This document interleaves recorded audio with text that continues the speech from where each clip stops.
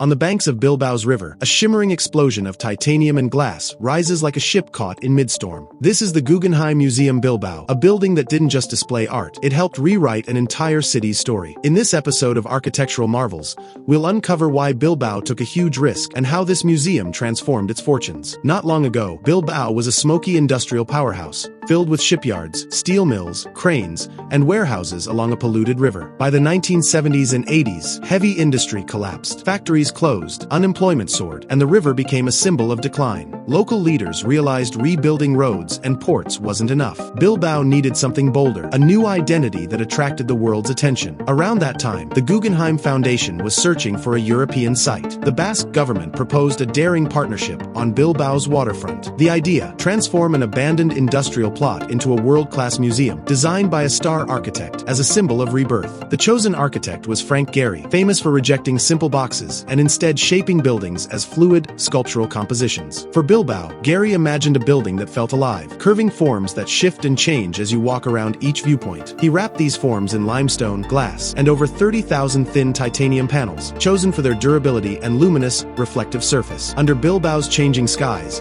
the titanium never looks the same twice, sometimes silver, sometimes golden, sometimes tinted blue by clouds and water. To build such complex curves, Gehry's team used advanced 3D software from the aerospace industry, translating freehand sketches into precise digital models. Inside, visitors enter a vast, light-filled atrium where glass walls, steel columns, and floating walkways intersect in a dramatic vertical space. From this central hub, galleries branch off in many directions, encouraging visitors to wander, change levels, and constantly discover new perspectives. Some galleries are calm, rectangular white rooms ideal for paintings. Others are irregular and enormous, created specifically for large-scale contemporary installations. One famous space houses Richard Serra's giant steel sculptures, where visitors walk between towering, curved plates, feeling space tighten and suddenly open again. When the museum opened in 1997, it instantly became an international sensation. People traveled not just for the art, but the building itself. Tourism surged. New hotels and restaurants appeared, and the once neglected riverfront evolved into a lively public space filled with pedestrians and culture. Economists and planners began speaking of the